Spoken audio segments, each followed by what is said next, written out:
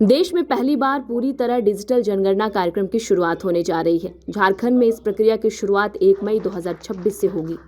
पहले चरण में 1 मई से 15 मई 2026 तक स्वगणना की जाएगी। इस दौरान लोग आधिकारिक पोर्टल पर जाकर अपने घर और परिवार का डेटा स्वयं भर सकेंगे।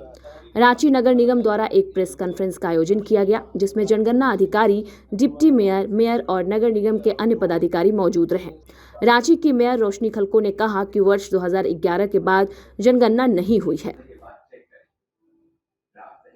11 के बाद जनगणना नहीं हुई है और जनगणना नहीं होने की वजह से कोई भी कार्य हम लोग उस मापदंड में नहीं कर पाते हैं जिस मापदंड में करना होता है।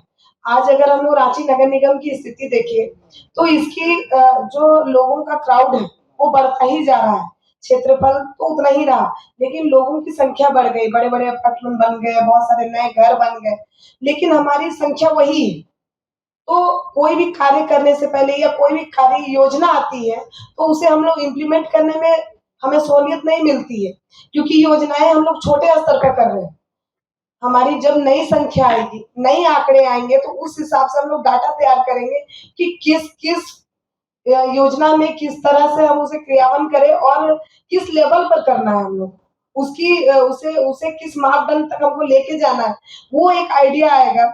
इसके अलावा आज मान लीजिए कि अगर हम लोग कहीं छोटा-सा अगर वार्ड ही ले लें, तो उस वार्ड में किस एरिया में कितने रोड बनाने हैं, कितनी नालियाँ बनानी है या फिर उसमें क्या-क्या चीज़ें हमें देनी है, तो वो हमें कम क्यों पड़ती है?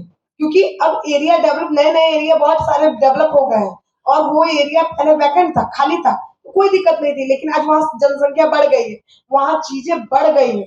अब उनके लिए हमें प्रयास करना है। तो ये एक आंकड़ा जो आएगा उससे हमें बहुत सहूलियत होगी आगे के प्लान करने के लिए।